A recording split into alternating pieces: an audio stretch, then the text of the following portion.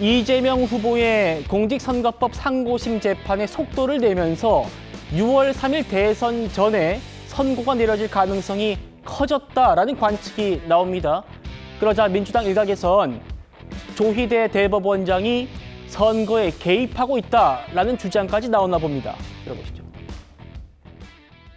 이재명 후보를 그렇게 빨리 털어주려고 이렇게 서두른다는 건 상상하기가 어렵고 네네. 오히려 지금 걱정하시는 그 유죄 취지 파기환송을 최대한 빨리 내가지고 예예. 이 대선판에 이재명의 사법 리스크 꼬리표를 만들어 두려고 하는 그런 시도 아닌가 하는 그런 우려가 있단 말이죠. 순순히 조희대의 뜻이 무엇인지 명확하게 읽히는데 대선 개입인데 사실상 그거는 저도 공장장님과 같은 의견인데요. 대법원장이 이렇게까지 대선에 직접 개입하고 하는 거는 처음이잖아요.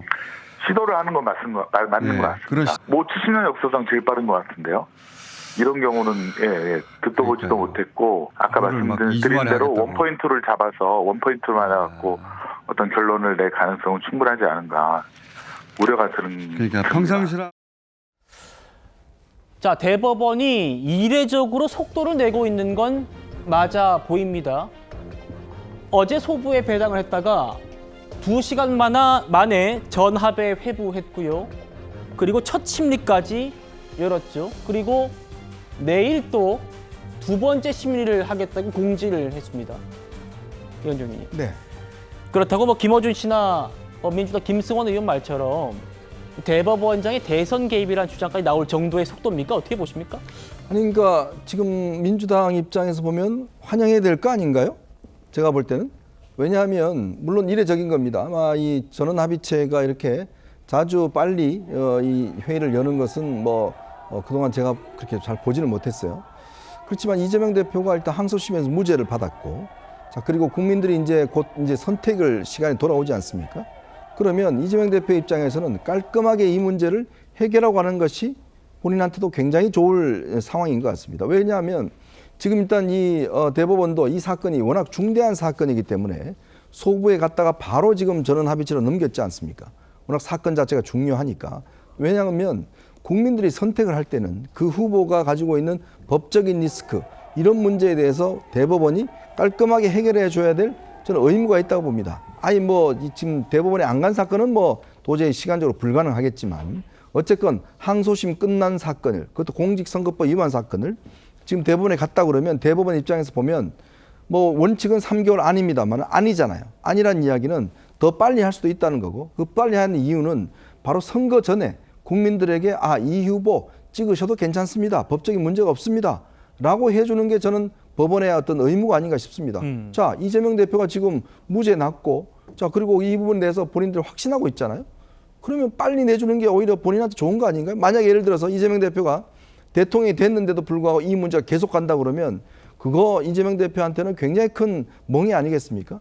그러면 이재명 대표 입장에서 오히려 김어준 씨나 이런 사람들이 무슨 의도를 따질 게 아니라 좋습니다. 빨리 좀 해주세요. 더 좀 속도를 내주세요. 라고 해야 되는 게 저는 맞지 않겠나라는 생각이 드는데 글쎄요. 뭐가 좀 깨름직한 게 있는지 모르겠습니다만 어쨌건 저는 대법원이 빨리 하는 것은 바로 국민의 선택권을 위해서 하는 것이다라는 생각이 듭니다. 예.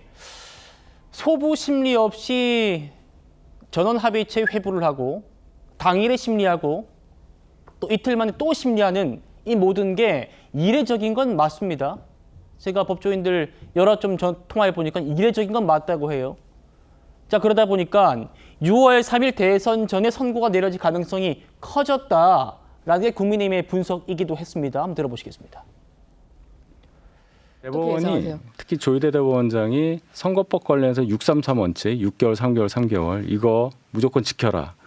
이례적으로 그런 발언까지 하셨잖아요. 이렇게 이례적으로 보이는 전원합의체 회부하고 하는 과정을 보면 대법원이 이제 의지를 가진 걸로 보입니다. 6월 3일 대선 전에 뭔가 결정이라도 내는 것이 법원 입장에서는 국민들의 신뢰를 계속 확보하고 정치와 법정 영역을 딱 나눠줄 수 있는 하나의 기준을 만든다. 네. 아마 이런 생각을 하신 걸로 보여요. 그래서 저는 6월 3일 전에 그 전에 파기환송이든 뭐든 결과가 나올 거다. 이렇게 네. 저는 예상합니다. 조기현 위원장님. 내일 심리에서 대법관들이 선고 날짜를 확정할 수 있다. 이런 전망도 있더라고요. 어떻게 보십니까? 일단 민주당에서는 모든 가능성이 있을 수도 있겠다 정도의 우려를 하고 있습니다. 왜냐하면 아까 뭐 이례적이라고 얘기하셨는데 제가 알기로는 이런 정도 속도, 이런 절차로 진행한 사건에 전례가 없는 것으로 알고 있습니다. 전례가 없다. 예. 이례적인 걸 넘어서서 전례가 없다. 그렇죠. 통상적으로 이게 전원합의체 운영 내규가 있는데요, 대법원에. 그 틀을 벗어나서 사건 심리한 경우도 사실은 드물고요. 그 내규에 의하면 전원합의체 심리는 월 1회씩 합니다. 그러니까 통상 대부분의 사건을 세계의 소부에서 다 진행하기 때문에 그중에 특별하게 전원합의체 회부 필요성 있는 사건이 이렇게 올라오면 월 한 번씩만 심리를 해서 심리기일 진행하고 선고기일 지정하면 되기 때문에 매월 셋째 주 목요일로 정해져 있습니다. 그러니까 통상 그렇게 진행하는데 갑자기 소부로 배당한 후에 그 직후 전원합의체를 해봤고 당일 심리를 했고 또 이틀 만에 또 2차 심리를 진행한다는 건 전례가 없는 일이기 때문에 이 정도 속도면 특별히 이 선고기의 기한을 내심 정해놓고 가는 일정으로 볼 수밖에 없는데요. 이제 그렇다고 하더라도 그게 이제 가능할 것인가?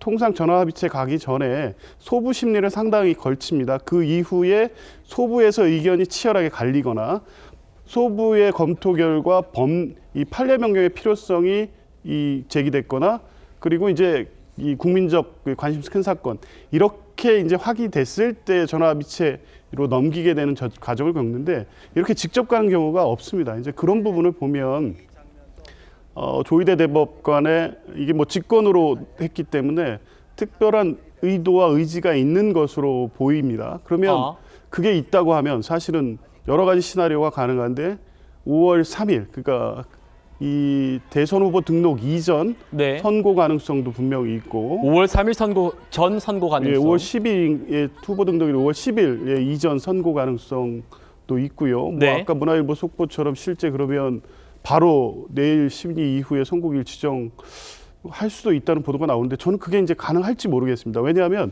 대법원에 이재명 후보 측 답변서가 제출된 게 일주일이 채 안 됐습니다. 이게 1, 2심에 대해서 국민들이 다 알려졌다고 하지만 대법관들 또 이 재판연구관들이 이 분석을 해서 이 쟁점을 다시 추출하고 이 법리 오해라든가 대법원이 심리 범위를 확정하는 데 시간이 걸립니다.